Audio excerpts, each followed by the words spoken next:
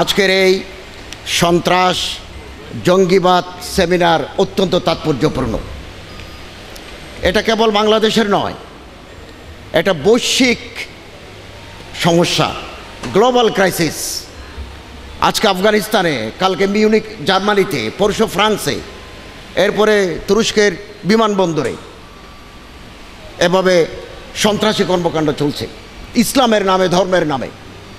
আল্লাহু আকবর ধ্বনি দিয়ে সন্ত্রাসের সাথে ইসলামের বিন্দুমাত্র সম্পর্ক নাই। জিহাদ ইবাদত, সন্ত্রাস হারাম।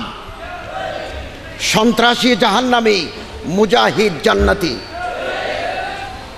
এবং একটা জিনিস পরিষ্কার হয়ে গেল, আগে বলা হতো এক শ্রেণীর বুদ্ধিজীবী, মিডিয়া পার্সনস, সুশীল ব্যক্তি বলতেন যে কওমি মাদ্রাসা সন্ত্রাসের আখড়া, ব্রিডিং সেন্টার অফ টেরোরিস্ট, একথা বলতো।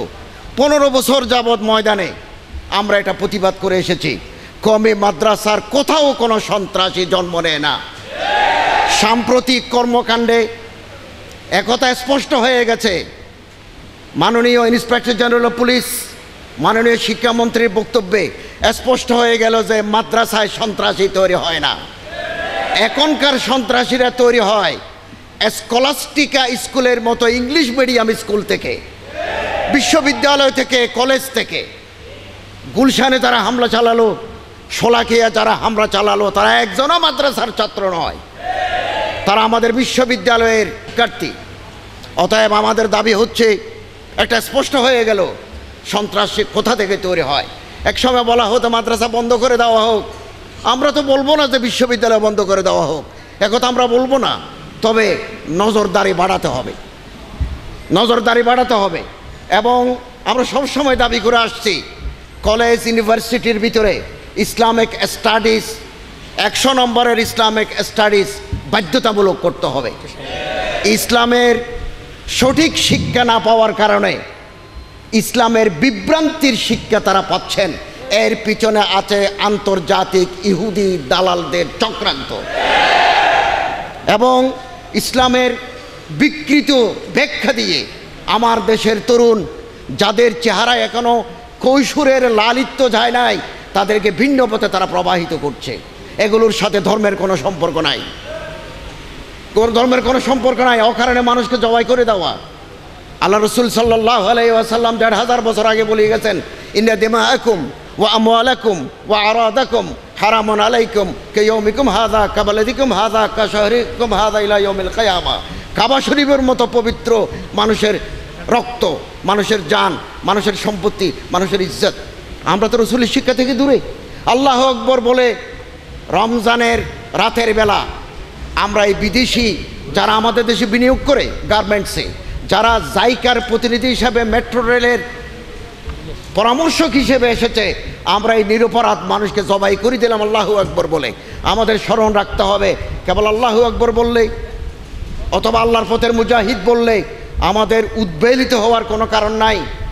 হযরত আলী রাদিয়াল্লাহু তাআলা আনহুর থেকে যারা বিদ্রোহ করে চলে গিয়েছিল খাওয়ারেজ, খারেজি, তাদের স্লোগান ছিল ইনিল হুকমু ইল্লা লিল্লাহ।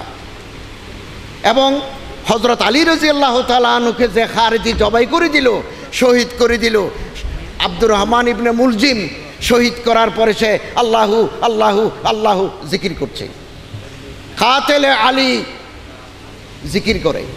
আমাদের অত্যন্ত সচেতন এবং সজাগ থাকতে হবে।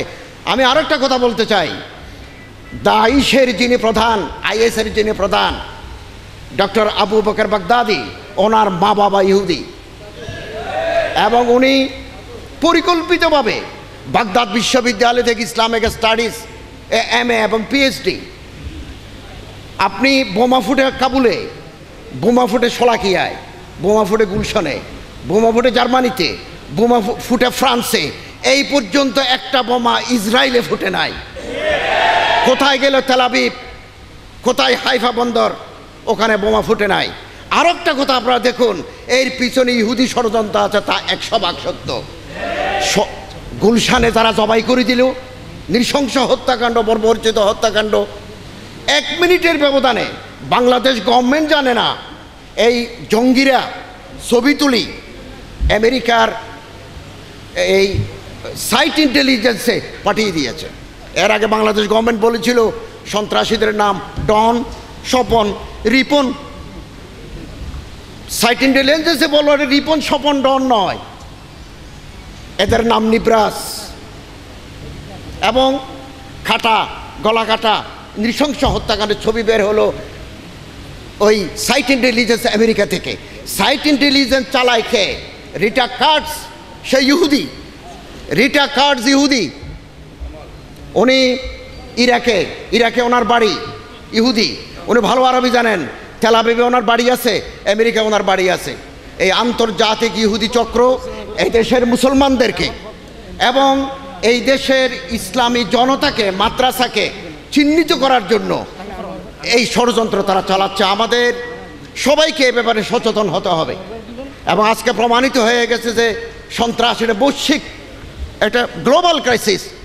আমি তো একটা আসার সময় একটা পেপার কাটিং ফেলে এসেছি। ভারতের একটা পত্রিকা আছে Akhbare Mashriq, which is simultaneously published from Calcutta, Ranchi and New Delhi. আমার কাছে কাটিং আছে। আবু বকর বাগদাদি ঘোষণা দিয়েছেন যে আমাদের নেক্সট টার্গেট হবে সৌদি আরব। হাম খানায় কাবা কো তবাহ কর দেंगे। খানায় কাবা তারা ভেঙে ফেলবেন। কেন? আপ ইবাদত नहीं होती, হাজর আসওয়াদ সে তবরুক হাসিল কি জাতি है। অতএব আমরা হাজরে আসওয়াদ, কালো পাথর যেখানে আমরা সুমা দিই, আমাদের ধর্মের অংশ, এটা তারা ভেঙে ফেলবেন। আমার কাছে পত্রিকা আছে, কেউ যদি ডাউন লিঙ্ক নিতে চান আমি দেব। তাহলে এই পিছনে কোনো মুসলমান থাকতে পারে না, আন্তর্জাতিক চক্রান্ত এটা। এবং আপনাদের জানা আছে শিয়া কারামাতি একটা গ্রুপ খানায়ে কাবার হাজার আসওয়াদ খুলি 90 বছর সৌদি আরবের পূর্ব দিকে নিয়ে গেছে। এই 90 বছরের ভিতরে যারা খানায়ে কাবায় তওয়াফ করেছে তারা হাজার আসওয়াদে চুমা দিতে পারে নাই। পরবর্তী সময়ে আবার সেটা উদ্ধার হয়েছে। সৌদি আরবের বিপুল সংখ্যক শিয়া আছে। আমি এদিন বাহরাইন গেছি। বাহরাইনের যে জসর, এই যে সেতু, ফাহাদ সেতু, ওই পারে সৌদি আরবে, আমি মাঝখানে পর্যন্ত গেছি, সব শিয়া অধ্যুষিত এলাকা। তারাই হাজার আসওয়াদ চুরি করে নিয়ে গিয়েছিল। আবার খানায়ে কাবার উপর শকুনের কালো হাত। আমাদের ঐক্যবদ্ধ হয়ে যেতে হবে। কেবল গভর্নমেন্টের পক্ষে এই সন্ত্রাসবাদ মোকাবেলা করা সম্ভব নয়। সর্বস্তরের মানুষ নিয়ে, ওলামায়ে কেরামদের নিয়ে, মাদ্রাসার হুজুরদেরকে নিয়ে, কলেজ বিশ্ববিদ্যালয়ের শিক্ষকদেরকে নিয়ে এই সন্ত্রাসবাদের আমাদের মোকাবেলা করতে হবে। এবং ঐক্যের বিকল্প নাই। এক হো মুসলিম হারাম কে পাস বানি কে লিয়ে নাইলে কি সাহেল সে লেকর তাবহা কে কাশগর। এবং মাদ্রাসা, আজকে আমার খুব খুশি লাগছে যে বিভিন্ন এজেন্সি থেকে বলা হচ্ছে যে মাদ্রাসা, আমি তো বই লিখেছি যে কমে মাদ্রাসার বিরুদ্ধে তথ্য সন্ত্রাস। মৌলানা ওবায়দুল্লাহ হামজা সাহেব তার নিবন্ধে একটা কথা উল্লেখ করেছেন, আমি তাকে ধন্যবাদ জানাই। বাংলাদেশ ভাষানী বিজ্ঞান ও প্রযুক্তি বিশ্ববিদ্যালয়ের প্রফেসর অধ্যাপক মোহাম্মদ আজিজুর রহমান গবেষণা চালিয়েছেন যে সন্ত্রাসী কোথায় কোথায় আছে। এবং তিনি তার গবেষণাপত্রের দ্বিতীয় লাইনে দ্ব্যর্থহীন ভাষায় বলেছেন, মৌলানা ওবায়দুল্লাহ সাহেব কোট করেছেন, দি study found that Madrasa is now responsible for the rise of militancy. জঙ্গিবাদ, সন্ত্রাসবাদের জন্য মাদ্রাসা দায়ী নয়, মাদ্রাসা দায়ী নয়।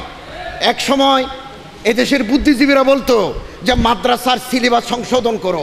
আমি আজকের এই প্ল্যাটফর্ম থেকে দাবি করব, মাদ্রাসার সিলেবাস সংশোধন করতে হবে না, স্কুল কলেজ বিশ্ববিদ্যালয়ের সিলেবাস সংশোধন করো, যাতে নর্থ সাউথ বিশ্ববিদ্যালয় থেকে জঙ্গি তৈরি না হয়, স্কলাস্টিকা থেকে জঙ্গি তৈরি না হয়। আল্লাহ তাআলা আমাদেরকে তৌফিক দান করুন, আমিন।